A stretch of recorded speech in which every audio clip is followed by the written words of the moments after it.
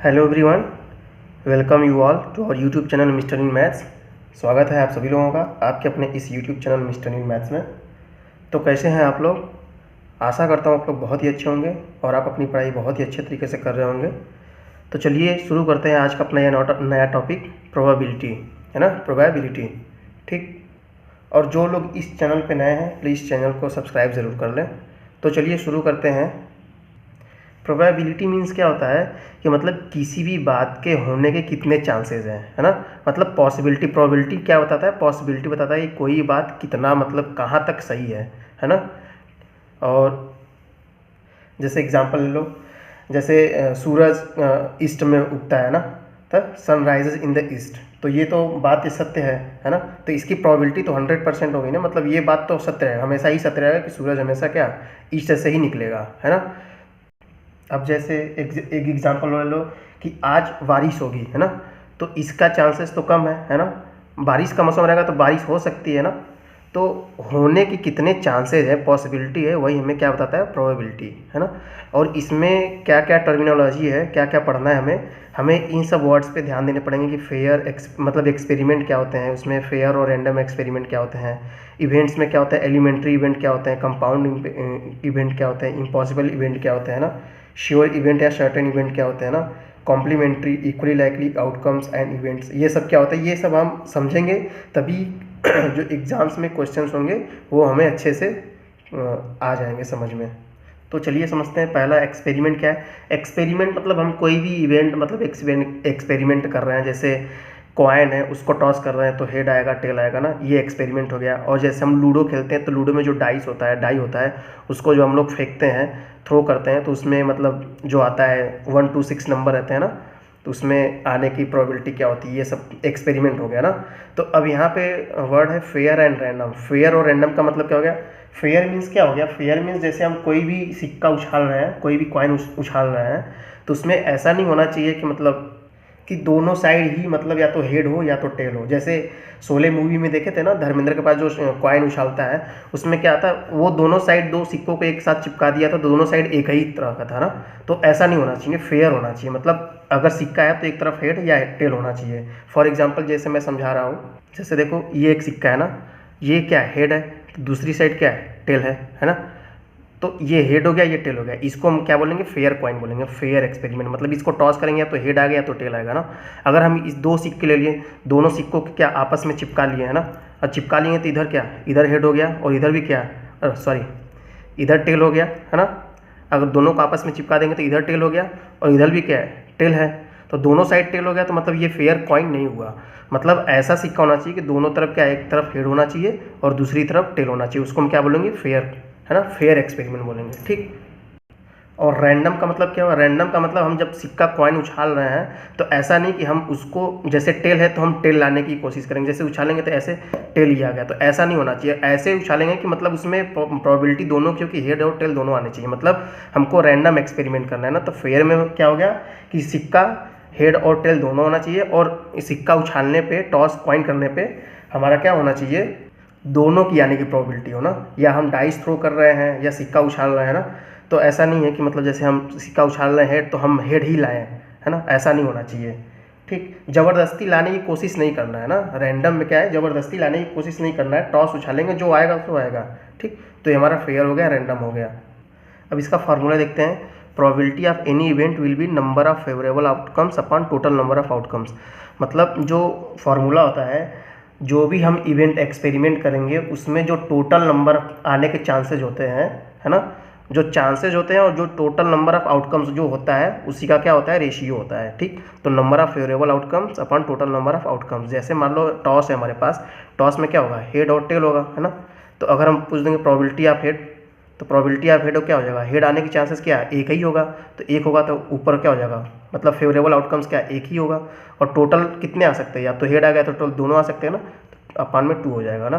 तो क्या होगा? ये इसका एग्जाम्पल हो गया number of favourable outcomes upon total number of outcomes. ठीक, अब देखो यहाँ पे एलिमेंट्री इवेंट और कंपाउंड इवेंट। एलिमेंट्री मतलब सिंगल आउटकम्स, मतलब हमारे पास जैसे मान लो कॉइन है ना, कॉइन को हमने टॉस किया, टॉस करने पे हमने लिखा कि प्रोबेबिलिटी ऑफ हेड, जब प्रोबेबिलिटी ऑफ हेड लिखेंगे तो हेड कितनी बार आएगा, अगर एक बार उछालेंगे तो यार एक ही बार आएगा ना ये, तो एक बार, और टोटल कितने आ सकते हैं, 2 हो सकते हैं, तो हमारा क्या हो जाएगा 2, मतलब सिंगल आउटकम्स एक ही आना चाहिए, है ना। जैसे डाई थ्रो कर रहे हैं, और डाई में क्या 1 2 6 होता है, 1 2 3 4 5 6, जो लूडो हम खेलते हैं, लूडो की जो गोटी होती है उसमें क्या उसमें रहते हैं ना, तो उसमें जो आउटकम जैसे मान लो प्रोबेबिलिटी ऑफ 2, तो प्रोबेबिलिटी ऑफ 2 कितने, एक ही है, तो ऊपर क्या हो जाएगा एक, टोटल नंबर ऑफ आउटकम्स कितने हैं, टोटल कितने 6, तो प्रोबेबिलिटी ऑफ 2 कितना हो गया एक, तो जो सिंगल आउटकम्स होता है वही हमारा क्या होता है एलिमेंट्री इवेंट होता है। जैसे प्रोबेबिलिटी ऑफ 3 है ना, तो नंबर ऑफ फेवरेबल आउटकम्स मतलब 3 कितने हैं, एक ही बार है ना, तो एक ही बार आएगा, और कितने टोटल हैं यहाँ पे, टोटल नंबर्स कितने हैं 6 हैं, तो 6 हो गया, मतलब हमारे देखो यहाँ पे क्या है प्रोबेबिलिटी ऑफ 2 प्रोबेबिलिटी ऑफ 3 क्या हो गया 1/6 1/6, मतलब टोटल अगर हम देखेंगे तो जो total number of single outcomes equal to the 1, means अगर हम सभी एलिमेंट्री इवेंट का अगर सम करेंगे तो उसकी जो वैल्यू होगी वो 1 के बराबर होगी। जैसे यहाँ पे p प्रोबेबिलिटी ऑफ 2 क्या हो जाएगा 1/6, वैसे प्रोबेबिलिटी 1 क्या होगा, प्रोबेबिलिटी ऑफ आने के 1 का चांसेस क्या होगा 1/6, क्योंकि एक ही बार फेवरेबल आउटकम्स क्या एक ही है ना। ऐसे ही प्रोबेबिलिटी ऑफ 4 क्या हो जाएगा 1/6, है ना। ऐसी प्रोबेबिलिटी ऑफ 5 क्या होगा 1/6, है ना। प्रोबेबिलिटी ऑफ 6 क्या होगा 1/6। अब इसको सबको जोड़ोगे तो क्या हो जाएगा 1/6 1/6 1/6 6 टाइम्स है, तो क्या हो जाएगा टोटल 1 हो जाएगा। मतलब क्या होगा कि एक जो सभी एलिमेंट्री इवेंट का सम क्या होता है 1 होता है, ठीक। अब जैसे यहाँ प्रोबेबिलिटी ऑफ हेड 1/2 हो जाएगा, तो प्रोबेबिलिटी ऑफ टेल क्या हो जाएगा, टेल भी तो एक ही बार आएगा ना, तो 1/2, दोनों को जो ऐड करेंगे तो क्या हो जाएगा 1 हो जाएगा, है ना। तो एलिमेंट्री इवेंट्स का मतलब क्या होता है, एलिमेंट्री इवेंट का मतलब होता है सिंगल आउटकम्स, ठीक, सिंगल आउटकम्स, मतलब जितने भी हम एक्सपेरिमेंट करेंगे उसमें हमें एक ही आउटपुट मिलेगा, ऐसा नहीं कि मतलब बहुत सारे मिल रहे हैं। अब टू के लिए एक ही मिलेगा, 2 ही आएगा ना, ऐसा तो नहीं है कि 2 इसमें बहुत बार रिपीट हो रहा है, एक ही बार है ना, तो एक ही बार आएगा ना, है ना। कंपाउंड में क्या होता है, कंपाउंड में जैसे यहाँ पे सिंगल आउटकम्स हो रहा था, इसमें मल्टीपल आउटपुट होंगे। जैसे जैसे हमने क्या प्रोबेबिलिटी ऑफ इवन नंबर, है ना। अब इवन इसमें से क्या क्या है 2 4 6, मतलब टोटल आउटकम्स क्या हो गया, नंबर ऑफ फेवरेबल आउटकम्स क्या हो गया 3 हो गया, तो 3 अपॉन टोटल कितना है 6, तो क्या हो गया 1/2, है ना। अगर हम ऑड की बात करेंगे तो ऑड इसमें कितने हैं, एक 1 हो गया, 3 हो गया 5, तो total number of favourable outcomes कितना हो जाएगा 3/6, आउटकम क्या हो जाएगा। मतलब यहाँ पे देखो इवन कंपाउंड में क्या हो जाएगा, इसमें मल्टीपल आउटकम्स होंगे, यहाँ पे सिंगल आउटकम्स हो रहे हैं, यहाँ पे मल्टीपल, मतलब इवन की बात करी जाएगी तो यहाँ पे A1 2 3 टाइम्स आएगा, है ना। और ऑड की बात करेंगे तो 1 3 एंड 5, यहाँ भी 3 हो जाएगा, है ना। और जब दोनों को ऐड करोगे तो क्या हो जाएगा, ये 1 ही होगा, 1/2 क्या हो जाएगा 1 हो जाएगा। नेक्स्ट क्या देखो, impossible event and sure event. Impossible का मतलब पॉसिबल ही नहीं, जैसे हमारे पास एक कॉइन है ना, उसके ऑन क्या क्या आएगा हेड एंड टेल। अब यहाँ पे हमने एक टॉस को कॉइन किया, अब हम बोलेंगे प्रोबेबिलिटी ऑफ गेटिंग 1, मतलब हम बोलेंगे कि अगर हम टॉस करेंगे और इसके एक आने की चांसेस कितने हैं, तो एक कहाँ से आएगा, जब हेड और टेल है तो 1 कहाँ कैसे आएगा, है ना। तो 1 नहीं आएगा तो क्या हो जाएगा 0 अपॉन यहाँ 2 हो जाएगा, क्योंकि टोटल आउटकम्स 2 होगा, तो 0, मतलब किसी भी इवेंट की जो 0 पॉसिबिलिटी होती है उसी को इम्पॉसिबल बोलते हैं। अश्योर इवेंट में क्या है, जैसे हमने क्या लिख दिया, जैसे हमारे पास हेड और टेल है ना, तो हम बोल देंगे प्रोबेबिलिटी ऑफ हेड और टेल, ठीक, प्रोबेबिलिटी ऑफ हेड और टेल। तो जब टोटल आउटकम्स कितने हैं, तो 2, तो प्रोबेबिलिटी ऑफ हेड और टेल मतलब या तो हेड आना चाहिए तो टेल आना चाहिए ना। तब जब दोनों है तो दोनों लेंगे ना, तो जब दोनों होगा तो क्या हो जाएगा 1। मतलब श्योरिटी इवेंट का मतलब ये है कि वो श्योर है कि मतलब हमारा आना ही आना है, और इम्पॉसिबल मतलब 0, मतलब वो आएगा ही नहीं। अब जैसे मान लो हमने एक डाई थ्रो किया ना, डाई थ्रो करने पे हम बोल देंगे प्रोबेबिलिटी ऑफ गेटिंग हेड। अब डाई थ्रो करेंगे तो हमारे पास 1 2 3 4 5 6 नंबर होते हैं, लेकिन उसमें हेड और टेल होते नहीं हैं, तो हमारा क्या हो जाएगा इम्पॉसिबल हो जाएगा। सेम चीज़ यहाँ पे श्योर इवेंट में आप लिखेंगे कि डाइस थ्रो कर रहे हैं तो आप बोलेंगे कि प्रोबेबिलिटी ऑफ गेटिंग हेड। तो डाइस थ्रो करेंगे तो उसमें हेड और टेल कहाँ से आएगा, क्योंकि वो तो कॉइन हो गया ना। तो इम्पॉसिबल और श्योर इवेंट में क्या होता है, इम्पॉसिबल में 0 होता है, और श्योर इवेंट का मतलब वो निश्चित है कि वो इवेंट होना ही होना है। तो श्योरिटी का मतलब क्या हो जाएगा 1 हो जाएगा, और इम्पॉसिबल का क्या हो जाएगा 0 हो जाएगा। अब देखो कॉम्प्लीमेंट्री इवेंट क्या होते हैं। कॉम्प्लीमेंट्री में क्या होता है, probability of any event plus probability of not event, मतलब इक्वल टू 1। मतलब किसी भी इवेंट के होने और नहीं होने की जो सम होता है वो 1 होता है। जैसे अगर कोई भी इवेंट हो रहा है और होने के चांसेस और नहीं होने के चांसेस दोनों की मिला के क्या होता है सम 1 होता है। फॉर एग्जाम्पल जैसे मैंने एक डाई थ्रो किया और उसमें आने की पॉसिबिलिटी क्या है, या तो 1 2 3 इसमें से कोई भी आ सकता है। अब मैं बोल दिया प्रोबेबिलिटी ऑफ गेटिंग 2, तो प्रोबेबिलिटी ऑफ गेटिंग 2 क्या हो जाएगा, तो 2 एक ही है ना, तो 1 बाई क्या हो जाएगा, टोटल आउटकम्स कितने 6। अब हमने बोल दिया प्रोबेबिलिटी ऑफ नॉट गेटिंग 2। अब मैं मुझे ये निकालना है कि इसमें से 2 नहीं आने चाहिए। जब 2 नहीं आने चाहिए तो 2 नहीं आएगा तो क्या क्या आएगा, 1 3 4 5 या 6 आएगा। मतलब कितने आ गए, 5 आ गए, तो क्या हो जाएगा 5 और 6। मतलब देखो प्रोबेबिलिटी ऑफ इवेंट होने के और नहीं होने के बार लगाते हैं। तो यहाँ पे देखो probability of getting 2 and probability of not getting 2। जब नॉट आएगा तो ऊपर बार लग जाएगा, दोनों को जो ऐड करेंगे तो क्या हो जाएगा, जो 1/6 प्लस 5/6 को ऐड करेंगे तो क्या हो जाएगा 6/6 1।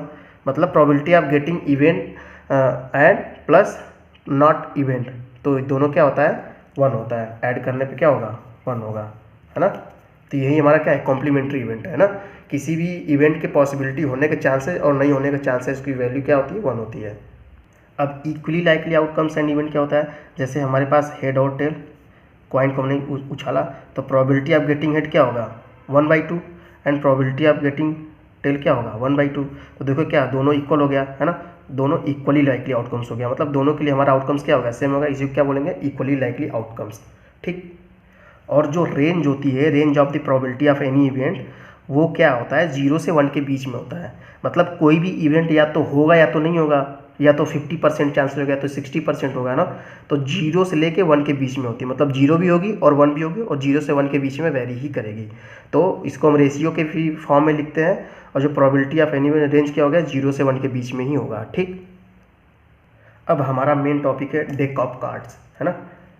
मतलब हमारे पास जो कार्ड होते हैं प्लेइंग कार्ड्स होते हैं, उसमें देखो एक तो डायमंड होता है, हार्ट होता है, स्पेड्स होते हैं, क्लब होते हैं, सब क्या क्या 13 होते हैं ना। तो टोटल कितना हो गया 52 हो गया। इसमें से डायमंड और हार्ट्स क्या होता है रेड होता है, तो टोटल रेड कितना हो गया 13 इसके 26 हो गए। वैसे ही 13 इसके जो मतलब ब्लैक कार्ड टोटल कितने हो गए 26 हो गए। अब इसमें हमारा एस जो इक्का होता है, सब में एक एक इक्का होता है, और नंबर्स कितने होते हैं 2 से लेके 10, 2 से लेके 10 तक, है ना। ये हमारे नंबर्स होते हैं। टोटल कितने हो जाएंगे ये 36, है ना। टोटल नंबर वाले कार्ड कितने हो जाएगा टोटल 36, है ना। और जैक क्वीन एंड किंग ये सब एक एक होते हैं सब में, तो 4 जैक हो गए, 4 क्वीन हो गए, 4 किंग हो गए। इसको मतलब फेस कार्ड बोलते हैं क्योंकि इसमें फिगर बना होता है ना। इसमें जैक क्वीन और किंग में फेस कार्ड, इसको फेस कार्ड बोलते हैं। तो टोटल कितने हो जाएंगे सब में, यहाँ पे 4 हो गए, 4 जैक के, 4 क्वीन के, 4 किंग के, तो 4 3 12 क्या हो गए फेस कार्ड हो गए। इसको अच्छे से दिमाग में रखना ना, इस फिगर को बना के अच्छे से दिमाग में रखना कि हमारे कितने कितने टोटल होते हैं। अब देखो यहाँ पे जैसे probability of getting face card, अगर हम एक कार्ड का पत्ता है उसमें से निकालेंगे एक पत्ता, तो टोटल आउटकम्स कितने हैं, टोटल हमारे पास 52 है। हमको निकालना है फेस कार्ड, फेस कार्ड कितने टोटल होते हैं 12, तो हमारा फेवरेबल कितना हो गया 12, तो 12 अपन क्या हो जाएगा 52 हो जाएगा। अब इसको रेशियो में डिवाइड कर देंगे तो क्या आ जाएगा ये, तो क्या हो जाएगा 3/13। ऐसे ही डायमंड की बात आएगी तो टोटल पहले टोटल आउटकम्स कितने होते हैं 52। अब फेवरेबल कितना है, डायमंड का क्या है, डायमंड कितने होते हैं 13 होते थे, क्या होगा 13/52 मतलब 1/4 हो गया। ऐसे ही रेड कार्ड कितने हो गए, अब देखो रेड क्या है, डायमंड 13 है और हार्ट्स के 13 क्या हो गया 26/52 हो जाएगा, मतलब क्या हो जाएगा 1/2 हो जाएगा। वैसे ही ब्लैक कितना है 13 इसके तो क्या हो जाएगा ये भी 26 हो जाएगा 26/52, तो क्या हो जाएगा 1/2। अब नंबर्स वाले कार्ड्स कितने हैं 2 से लेकर 10 तक होते हैं, तो मतलब एक में 2 से 10 हो गया, तो ऐसे चारों को मिलाएंगे तो टोटल 36/52 हो जाएगा। अब एस है, प्रोबेबिलिटी ऑफ गेटिंग एस कितने इक्का होता है, इक्का मतलब चारों में एक एक होता है, तो क्या हो जाएगा 4/52। तो ये हमारा क्या हो गया डेक ऑफ कार्ड्स। मतलब कार्ड्स को हमें बेसिकली ये वाला जो है इसको हमको माइंड में रखना है, और बाकी अपने आप ये सब क्वेश्चंस अपने आप हो जाएंगे कि बस यहाँ से हमें देखना है कि कितने हमारे पास पॉसिबिलिटी नंबर बन रही है। अपन टोटल जितना हमको क्वेश्चन के अकॉर्डिंग दिया रहेगा उसको हम अच्छे से कर लेंगे उसमें से। आप लोग चाहे तो इसका स्क्रीनशॉट भी ले सकते हैं। और जितना मैंने पढ़ाया अगर ये सब आप लोग अच्छे से देख लेंगे तो कोई भी क्वेश्चंस गलत नहीं होने वाले हैं। और कल हम कुछ इंपॉर्टेंट क्वेश्चन जो प्रीवियस ईयर में आए हुए करेंगे और सैम्पल पेपर के कुछ क्वेश्चंस करेंगे और इसी के थ्रू देखेंगे। तो आज के लिए इतना ही रखते हैं, तब तक अच्छे से पढ़ाई करते रहो, खुश रहो, मस्त रहो और अपने माता पिता का सम्मान करो। जय Hind and love you all.